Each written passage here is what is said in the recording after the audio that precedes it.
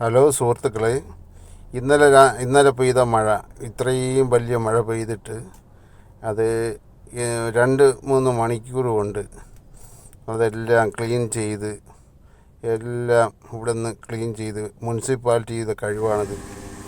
അവർ ഈ വണ്ടിയെല്ലാം അറേഞ്ച് ചെയ്ത് മണിക്കൂറുകൾ കൊണ്ട് അതെല്ലാം മാറ്റി ഗതാഗതം പൂർണ്ണമായിട്ട് തിരിച്ച് എത്ര അഭിനന്ദിച്ചാലും മതിയാവില്ല.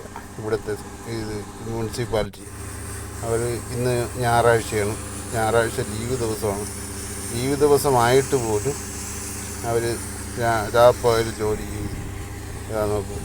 റോഡിൽ വെള്ളമെല്ലാം പമ്പ് കൊണ്ടുവന്ന് വാക്കം പമ്പ് കൊണ്ടുവന്ന് ക്ലീൻ ചെയ്ത് അത് കഴിഞ്ഞ് റോഡ് തൂത്ത് ഇതാകണ്ടാവും. ഈ എയറും കൊടുത്ത് മാനുവലിലേക്ക് എയർ കൊടുത്ത് അത് കഴിഞ്ഞിട്ട് റോഡ് തൂത്ത് ക്ലീൻ ചെയ്ത് പുതിയ ആ വെള്ളക്കെട്ടിൻ്റെ ഒരു ലക്ഷണവും ഇല്ല.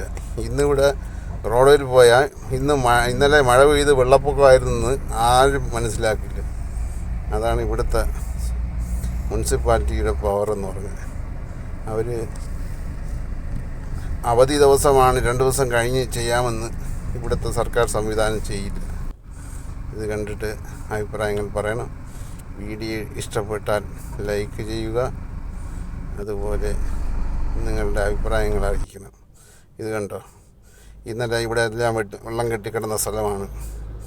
അവരെല്ലാം ഇവിടെ വെള്ളം തറയിൽ താഴില്ല.